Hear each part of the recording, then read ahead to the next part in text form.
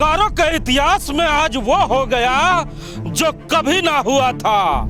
जी हाँ, जमीन माफियाओं ने और जमीन के दलालों ने आज वो काम कर दिया जो बोकारो के इतिहास में कभी ना हुआ था।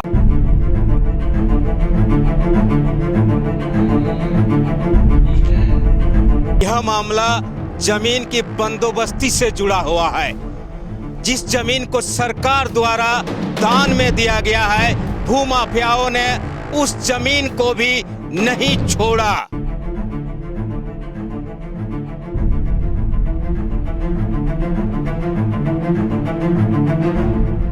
आज से 27 साल पहले जब सुशीला देवी को ये बंदोबस्ती का कागजात उसके हाथों में मिला था, तो कभी सुशीला देवी और उसके परिवार के लोगों ने नहीं सोचा था कि चास के भू माफिया इतनी हिम्मत जुटाएंगे और पदाधिकारियों के साथ मिलकर उनकी जमीन बेच डालेंगे।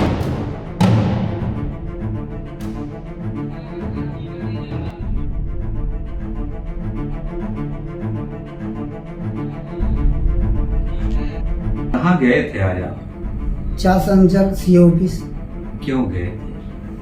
मेरा जमीन दलालों ने, जमीन माफिया लोग हड़प के दे दिया है। बेचने का काम कर रहे हैं? जी। कहाँ है ये जमीन? चास मुफस्सिल थाना के बगल में कला पत्थर। आपको ये जमीन कहाँ मिली? अंचल ऑफिस से मिले था। क्या भूमिहीन है आप लोग? जी। किससे जमीन दिया था? सरकार ने दिया? सरकार दिया था। सरकार ने जमीन जी। दिया? कब दिया था? किस वर्ष दिया था? 96 में। 96 में दिया। अच्छा, 96 में दिया था। उसके बाद आप लोग वहाँ रह रहे हैं कि नहीं रह रहे थे? बगल में उसे पलट कर बगल में रहते हैं। जी। तो अभी क्या भूमि माफिया लोग आपकी सरकारी जमीन को बेच रहे हैं? जी। तो आप सीओ साहब के यहाँ गए तो सीओ साहब ने क्या कहा? कर्मचारी को ऑर्डर दिए जांच में।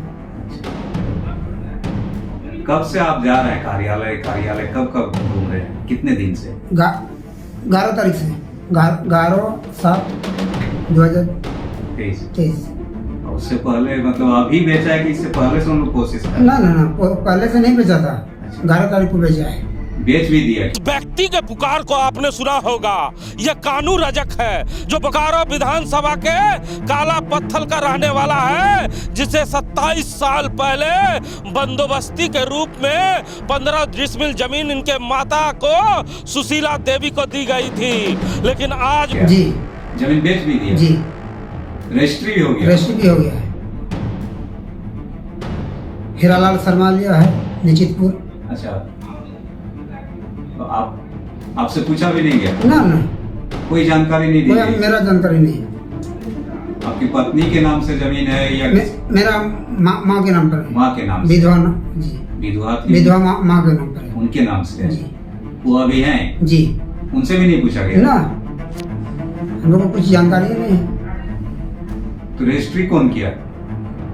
लालटू महतो। ये कौन है? ये सोलागिरी का है। अच्छा, भूमि माफिया है। तो 16 गेडी का आदमी आपके वहाँ जाके रजिस्ट्री करवा दिया जी कि हमारा जमीन है? जी। इसके पहले काला पत्थर नापित लोग और उन प्रमाणिक लोग से हम लोग का केस चल रहा था इसी प्लॉट में। उसका टाइटल सूट भी चल रहा है।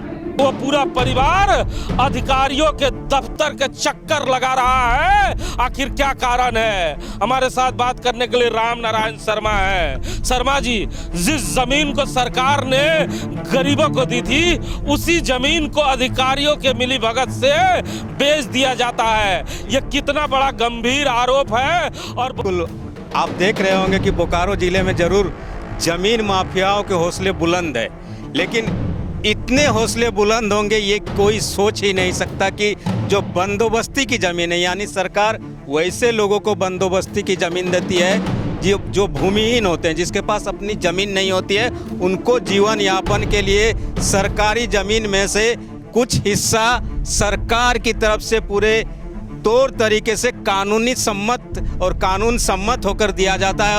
और काला पाथर मौजा में जो ये सुशीला देवी को ज़मीन मिला है 15 डिसमिल ज़मीन, देखिए भूमाफियाओं ने उस ज़मीन को अलग से कागजात बनाकर किसी और के नाम से कागजात बनाकर बेच देने का काम किया। और जब सुशीला देवी के पुत्र कानू रजक को इस चीज़ की जानकारी मिली तब वे अब दफ्तर चक्कर लगा रहे हैं। इससे पहले अंचल कार्यालय गए थे और बताया जा रहा है कि उपायुक्त के कार्यालय भी वे गए हुए हैं और अब वे न्याय की गुहार लगा रहे हैं कि सर हम लोग तो ऐसे ही दलित परिवार से हैं, जानकारी रहता नहीं है। और जिस ज़मीन की बात वो बता रहे हैं उसमें एक बात और बता रहे कि उसके अगल बगल और जो ज़मीन है उसमें जो टाइटल सूट का भी मामला चल रहा है। तो ऐसे में किस तरह हमारी सरकारी ज़मीन को बेच दिया गया ये समझ में नहीं आ रहा। एक प्रश्न और हम जानना चाहते हैं कि जो सर्टिफिकेट आप दिखा रहे हैं, जो बंदोबस्ती का सर्टिफिकेट उन्हें दिया गया है, उसमें तमाम पदाधिकारियों के सिग्नेचर भी मौजूद हैं। जब रजिस्ट्रार के सिग्नेचर मौजूद है, अंचल अधिकारी के सिग्नेचर मौजूद है, अनुमंडल पदाधिकारी के द्वारा ये दस्तावेज दिया ही गया है।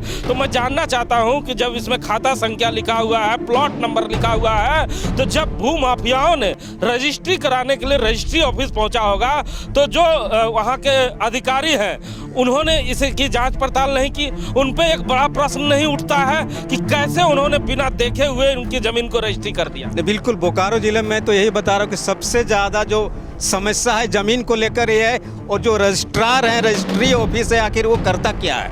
आप कहीं का भी ज़मीन ले जाके किसी के नाम से अगर दे दीजिएगा तो क्या हुआ, रजिस्ट्री कर देने का प्रचलन हो गया है। अब यहाँ पर देखिए सबका साइन है, अंचल निरीक्षक यानी जिसको हम लोग बोलते हैं, जो वहाँ के सरकारी अधिकारी होता है, सबसे पहले वो जांच करता है कि ये ज़मीन किसकी है।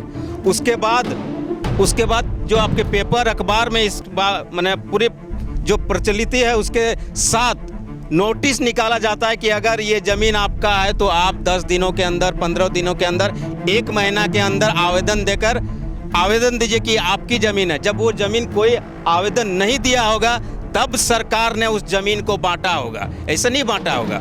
और उसके बाद आप देखिए कि अंचल अधिकारी साइन करते हैं, अपर समाहर्ता साइन करते हैं और एसडीओ के कार्यालय से ज़मीन बंदोबस्ती का पर्चा दिया गया है। इसके पहले भी एक मामला आया था अकबर का, आपने देखा होगा, जो सिवंडी निवासी थे, उनके साथ भी इसी तरह का दस्तावेज, नकली दस्तावेज बनाया गया था। और उसमें तो खुद सीओ साहब ने उन्हें लिख के दिया था। क्या मामला था, जरा हमारे दर्शकों को बताएं। कुछ दिन पहले बिल्कुल, मोहम्मद अकबर का आपका हैसाबाद क्षेत्र का मामला था और उसमें आप देखे होंगे कि लास्ट में सीओ साहब ने ही अपने जो डिसीजन पहले का दिए थे, पहले के डिसीजन को दूसरे डिसीजन में पलट देते और कहता है कि मामला 2 लोगों के बीच का है, इसलिए जो उचित माध्यम होगा, उचित कोर्ट होगा, वही इस पर डिसीजन दे सकता है। लेकिन वहाँ भी इसी तरह कागजात बना लिया गया और वो कागजात पेश कर दिया गया और उसके बाद जो असली हकदार है, जो रैयत है, उसके ज़मीन को इसी तरह मामले में डाल दिया गया, पचड़े में डाल दिया। अगर वो बेचारा अभी दरवाजे वो भी भटक रहे हैं। लेकिन एक आरोप लगातार ग्रामीण लगा रहे हैं कि सीओ कार्यालय में जो कर्मचारी लोग हैं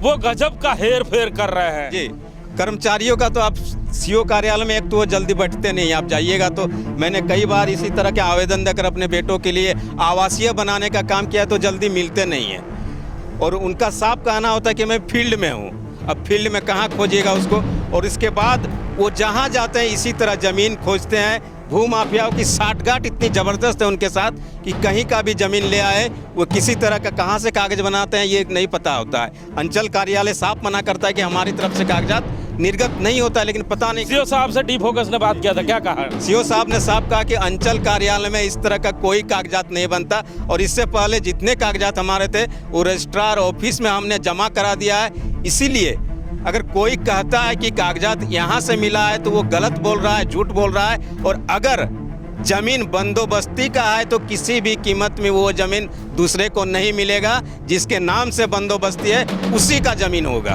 तो सुना ना आपने इस समय की बड़ी खबर, जो चास के सीओ हैं उन्होंने साफ तौर पे कहा है कि आपका अगर बंदोबस्ती कागजात सही है तो आप ही की ये जमीन है, इस जमीन पे कोई दूसरा आदमी दावा नहीं कर सकता। लेकिन शर्मा जी ने एक बड़ी बात बताई कि जब भी हम लोग सीओ कार्यालय किसी काम से जाते हैं तो पता चलता है कि सीओ साहब नहीं है, वो फील्ड में है। तो साहब, अगर आप फील्ड में हैं और आपके फील्ड में रहने के बाद भी इस तरह के कारनामे किए जा रहे हैं तो इस पे सवाल तो उठेंगे। अगर रजिस्ट्रार साहब आंख मूंद कर इसी तरह रजिस्ट्री करेंगे तो सवाल उठेंगे कि सरकार के द्वारा दी गई जमीन पर भी अगर भू माफिया कब्जा करेंगे और रजिस्ट्रार ऑफिस में रजिस्ट्री किया जाएगा तो आखिर सवाल किससे पूछा जाएगा। आदरणीय मुख्यमंत्री जी अगर इस खबर को देख रहे हैं तो इस खबर पर जरूर संज्ञान लेना ही चाहिए, क्योंकि ये उन लोगों की जमीन है जिसे आपने और आपके सरकार ने ही दी थी।